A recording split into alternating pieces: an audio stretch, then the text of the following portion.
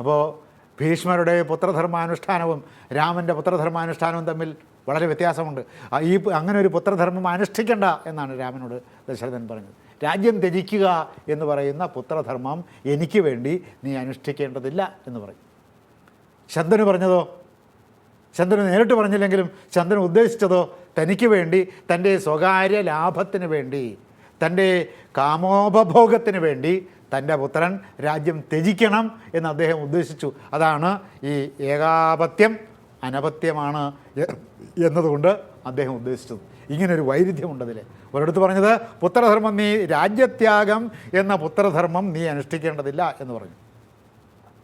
ശന്തനു പറഞ്ഞത് രാജ്യത്യാഗം എന്ന പുത്രധർമ്മം നീ അനുഷ്ഠിക്കുന്നത് എനിക്ക് ഹിതമായിരിക്കും എന്ന് അദ്ദേഹത്തിൻ്റെ വാക്കുകളുടെ ആന്തരാർത്ഥമായി സൂചിപ്പിച്ചു. തുറന്നു പറഞ്ഞാൽ, നേരിട്ട് പറഞ്ഞില്ല. പിന്നെ രാമൻ ദശരഥൻ്റെ ആജ്ഞ പാലിക്കുകയായിരുന്നു എന്നും ദശരഥൻ്റെ സത്യം പരിപാലിച്ച് കൊടുക്കുകയായിരുന്നു എന്നും നമ്മുടെ നാട്ടിൽ പ്രചരിക്കാനുള്ള കാരണം എന്താണ് അറിഞ്ഞുകൂടാ. ദശരഥൻ പറഞ്ഞിട്ടേയില്ല നീ രാജ്യം ഉപേക്ഷിച്ച് കാട്ടിൽ പോകണം, നീ ഭരതന് രാജ്യം കൊടുക്കണം എന്ന് പറഞ്ഞിട്ടേയില്ല. ഭരതന് രാജ്യം കൊടുക്കരുത് എന്നാണ് ദശരഥൻ പറഞ്ഞത്. രാജ്യം ഉപേക്ഷിക്കരുത് എന്നാണ് ദശരഥൻ പറഞ്ഞത്.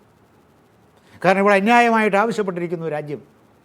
പാരമ്പര്യമനുസരിച്ച് നിനക്കുള്ളതാണ്, നീ രാജ്യം ഭരിക്കുക, ഞാൻ കാരാഗൃഹത്തിലിരുന്നോളാം, നീ എന്നെ കാരാഗൃഹത്തിൽ ബന്ധിച്ച് വച്ചിരിക്കുകയാണ് എന്ന് വരട്ടെ, എന്നിട്ട് നീ രാജ്യം ഭരിക്കുക, നിൻ്റെ വേർപാട് ഞാൻ സഹിക്കില്ല, നിൻ്റെ വിയോഗത്തിൽ എനിക്ക് മരണമാണ് എന്ന് അദ്ദേഹം പറഞ്ഞു.